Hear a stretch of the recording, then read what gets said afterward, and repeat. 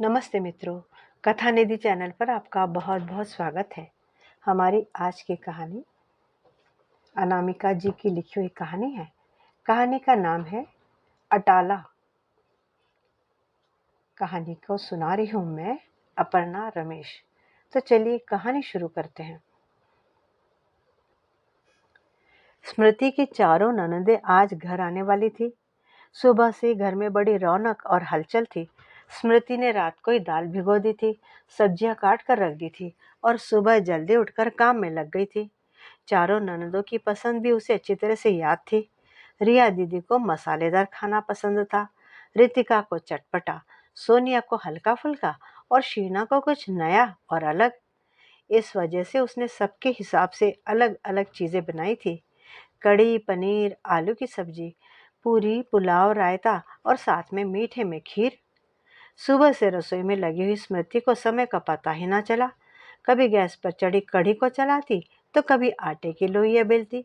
बीच बीच में बिट्टू भी रोने लगता था तो उसे गोद में लेकर चुप कराती और फिर काम में लग जाती। तभी सासू माँ सुरेखा जी की आवाज आई, स्मृति सुनो जरा। जी मम्मी जी। तुमने तोहफे देने के बारे में सोचा कुछ? कौन से तोहफे लाने वाली हो? लाए हैं क्या कुछ? मम्मी जी, मैं सोच रही थी कि सबके लिए कुछ छोटा मोटा ले आते हैं। उसकी बात पूरी होने से पहले ही उसकी सास सुरेखा जी ने उसे बीच में ही काट दिया। अरे रहने दे, फालतू सामान लाकर रखेंगी कहाँ? हर चीज की जगह होती है और फिर सब अपनी अपनी पसंद से ले लेंगी तो ज्यादा अच्छा रहेगा। स्मृति को भी बात समझ में आ गई। सच भी था कि कई बार लोग ऐसे ऐसे तोहफे दे जाते हैं जो सालों तक अलमारी में बंद पड़े रहते हैं। ठीक है मम्मी जी, उसने हामी भर दी। उसके मन को भी थोड़ी राहत मिली, समय भी बचेगा और भागदौड़ भी नहीं होगी। दोपहर तक सारे काम निपटाते निपटाते स्मृति थक गई थी। तभी दरवाजे पर घंटी बजी। आ गई, सुरेखा जी ने उत्साह से कहा। स्मृति ने हाथ पोछे और दरवाजे की ओर बढ़ी। जैसे ही दरवाजा खुला, सामने चारों ननदें खड़ी थी, रिया, रितिका, सोनिया और शीना। अरे भाभी, सबने एक साथ कहा और घर में दाखिल हो गई। घर में अचानक रौनक बढ़ गई। बच्चों की खिलखिलाहट, बहनों की बातें, हंसी मजाक, सब मिलकर माहौल को खुशगवार बना रहे थे। स्मृति ने सबको पानी दिया, फिर चाय और नाश्ता लेकर आई। सब खाते पीते बातें करने में जुट गई। बच्चे इधर उधर दौड़ रहे थे। कोई स्मृति का पल्लू खींच रहा था तो कोई उसे पकड़कर खिलौने दिखा रहा था। स्मृति हंसते हुए सबको संभाल रही थी। भाभी, आपने तो आज बहुत मेहनत कर ली, शीना बोली। अरे नहीं, कुछ खास नहीं, स्मृति ने मुस्कुराकर जवाब दिया। शाम तक घर पूरी तरह से चहल पहल से भरा हुआ था। तभी दरवाजा खुला और सुमित अंदर आया। आ गए भैया, चारों बहनों ने एक साथ कहा। सुमित मुस्कुराया, लेकिन चेहरे पर हल्की थकान साफ झलक रही थी। कैसे हो? रिया ने पूछा। ठीक हूँ। कुछ देर बैठकर बातें करते रहे, फिर अचानक रितिका बोली, चलो भैया, आज शॉपिंग पर चलते हैं। हाँ, बहुत दिन हो गए। सोनिया ने भी हामी भरी। और भाभी, आप तो घर संभाली लोगी, शीना ने मुस्कुराते हुए कहा। स्मृति ने बस हल्की सी मुस्कान दे दी। सुमित एक पल के लिए हिचकिचाया, लेकिन बहनों के कहने पर मना भी नहीं कर पाया। चलो ठीक है, उसने कहा। चारों बहनें और सुमित शॉपिंग के लिए निकल गए। घर में अब सिर्फ स्मृति, सुरेखा जी और बच्चे रह गए। स्मृति ने राहत की सांस ली और बच्चों को संभालने में लग गई। उन्हें खाना खिलाया, दूध दिया और फिर सुलाने की कोशिश की। शाम तक एक एक करके सारे ही बच्चे सो गए। स्मृति ने घड़ी देखी, 2 घंटे से ज्यादा हो चुके थे। वो दरवाजे की तरफ देखती रही। मन में हल्की बेचैनी थी। पता नहीं कितना खर्चा हो रहा होगा। करीब 2.5 घंटे के बाद दरवाजा खुला। सब वापस आ गए थे। हाथों में बड़े बड़े बैग थे, कपड़े, डिब्बे, पैकेट, सब कुछ। चारों बहनें बड़े उत्साह में थी। हर कोई अपना सामान दिखाने में लगी थी। मम्मी ये देखो, ये मैंने लिया है और ये कितना सस्ता मिला। सासू माँ भी सब देखकर खुश हो रही थी। लेकिन इस बीच किसी की भी नजर सुमित पर नहीं गई। उसका चेहरा उतरा हुआ था। स्मृति दूर खड़ी अपने पति की स्थिति देख रही थी। उसने तुरंत सब समझ लिया। वह धीरे से पानी का गिलास लेकर सुमित के पास गई। ये लो पानी। सुमित ने गिलास लिया, एक घूंट पिया और धीरे से बोला, इस महीने की किस्त भी नहीं दे पाएंगे शायद। स्मृति का दिल बैठ गया, लेकिन उसने कुछ कहा नहीं, बस चुपचाप खड़ी रही। उधर सासू माँ ने भी शायद कुछ महसूस कर लिया था। उन्होंने थोड़े सख्त स्वर में कहा, चारों मिलकर भाई को ही लूट लाई हो, खुद भी तो कुछ तोहफे लाती भाई भतीजे के लिए। सब बहनें एक पल के लिए चुप हो गई। फिर रतिका हंसते हुए बोली, अरे मम्मी, हमें क्या बुद्धू समझा है? हम तो सबके लिए तोहफे घर से ही लेकर आए हैं। ये सुनकर सबके चेहरे पर फिर से मुस्कान आ गई। अच्छा, तो फिर निकालो, सासू माँ बोली। चारों बहनों ने अपने अपने बैग खोले और तोहफे निकालने लगी। स्मृति, सुमित, इधर आओ, सोनिया ने आवाज लगाई। दोनों साथ में आओ, शीना ने भी कहा। स्मृति और सुमित धीरे धीरे उनके पास आकर बैठ गए। अब ये मत कहना कि हम बहनों का तोहफा कैसे ले, सोनिया ने प्यार से कहा। हम चारों से छोटे हो तुम दोनों, तो हक तो बनता ही है हमारा। सबसे पहले बड़ी बहन रिया ने अपना तोहफा दिया। स्मृति ने उसे खोला। अंदर एक साड़ी थी, पुराने डिजाइन की, जैसे कई साल पहले चला करती थी। सुमित के लिए एक शर्ट पीस था जिसका रंग फीका पड़ चुका था, और बिट्टू के लिए एक सस्ता सा झुंझुना। स्मृति ने कुछ नहीं कहा, बस चुपचाप देखती रही। अब बारी थी रितिका की। उसने बड़े उत्साह से पैकेट आगे बढ़ाया। स्मृति ने खोला। अंदर एक सूट था, लेकिन साइड से थोड़ा फटा हुआ था। स्मृति की नज़र जैसी उस पर पड़ी, रितिका थोड़ा झेप गई। वो मैंने अपने लिए लिया था भाभी, उसने सफाई दी। ट्राई किया तो फंस गया। तुम तो पतली हो, सिलाई लगाकर सही हो जाएगा। स्मृति हल्के से मुस्कुरा दी। सुमित और बिट्टू के लिए उसने एक बेडशीट दी। अब सोनिया की बारी थी। उसने पर्दों का एक सेट दिया। मम्मी बता रही थी कि तुम पर्दे लेना चाह रही हो। उसने कहा, मैंने बनवाए हैं तो सोचा पुराने पर्दे तुम्हें दे दूं। स्मृति और सुमित एक दूसरे को देखने लगे। अब शीना ने अपना गिफ्ट निकाला। सुमित के लिए एक परफ्यूम था, बिट्टू के लिए एक बेबी केयर किट, और स्मृति के लिए एक आर्टिफिशियल नेक पीस। ये मैं नुमाइश से लाई थी, शीना बोली। घर आकर लगा कि मेरे स्टैंडर्ड का, मतलब मेरे स्ट्रक्चर का सूट नहीं करेगा, तो मैं स्मृति के लिए ले आई। इसकी गर्दन लंबी है ना, तो इस पर अच्छा लगेगा। इतना कहकर उसने मुस्कुराते हुए सेट स्मृति को दे दिया। लतिका ने तुरंत वो सेट उठाया और अपने दिए हुए सूट पर रखकर बोली, देखो तो मेरे वाले सूट से कितना मैच कर रहा है। स्मृति, तुम्हारे तो मजे हो गए, घर बैठे बैठे पूरा कलेक्शन मिल गया। सब हंसने लगे, लेकिन स्मृति और सुमित चुप थे। स्मृति की आंखों में आंसू आ गए थे।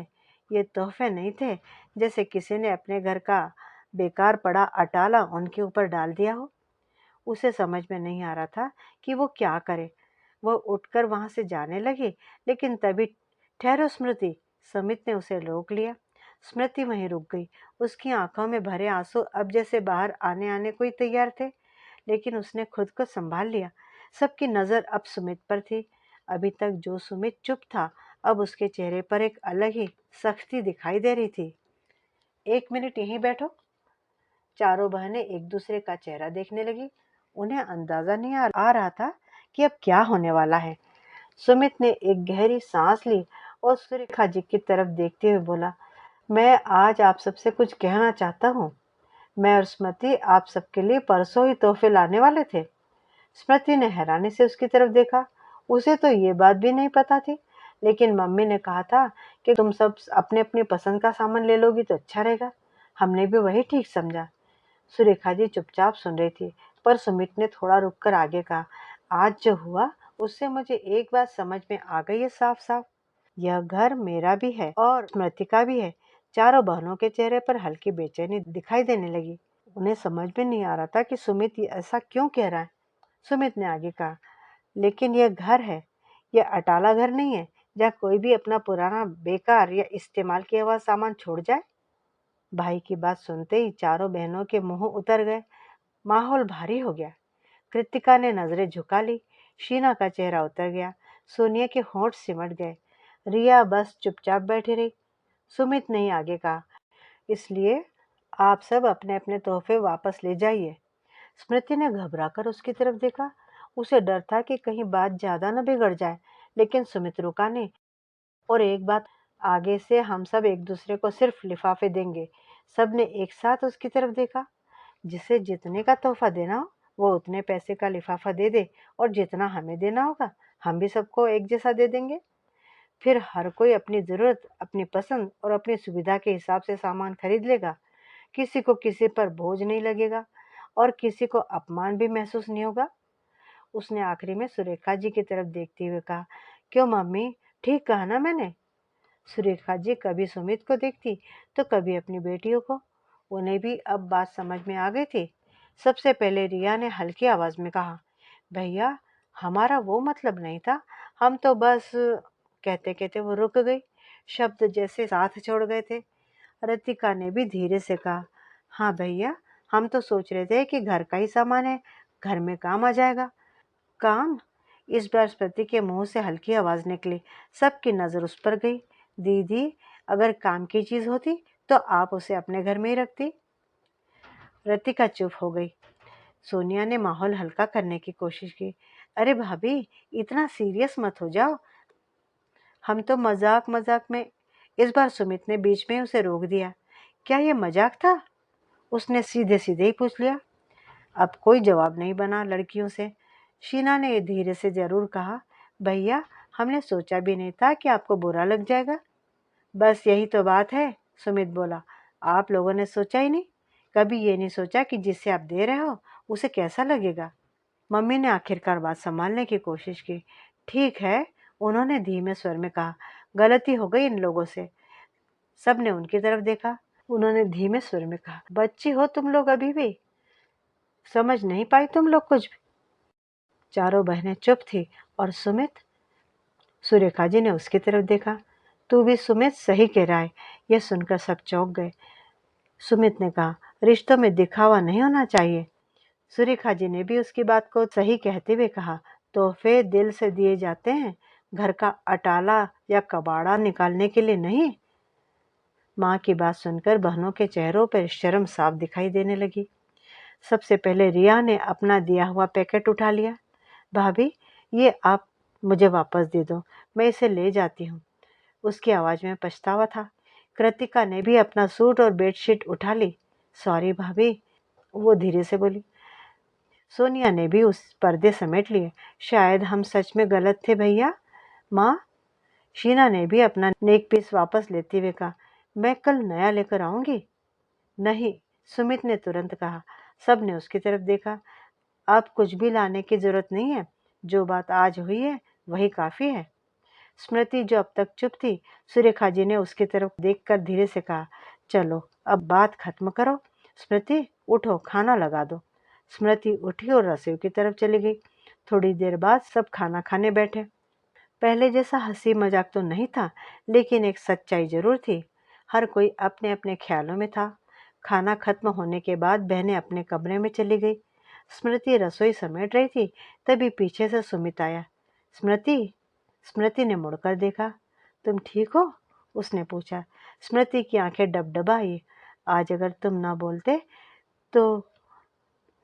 वह बस इतना ही कह पाई।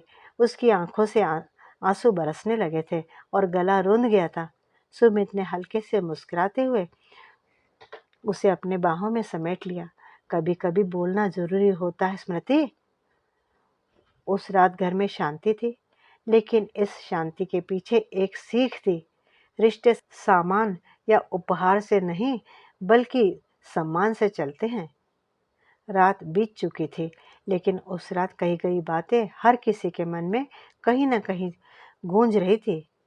सुबह जब स्मृति उठी तो उसके मन में अजीब सा सुकून था। रोज की तरह जल्दी उठकर उसने सारे काम करने शुरू कर दिए, लेकिन आज उसके चेहरे पर एक राहत और हल्की सी संतुष्टि का भाव था, जैसे किसी ने उसका मन समझ लिया हो। रसोई में चाय बनाते समय वह कल की बातों को याद कर रही थी। कल तक जो बात वो कह नहीं पा रही थी, वह सुमित ने कह दी थी।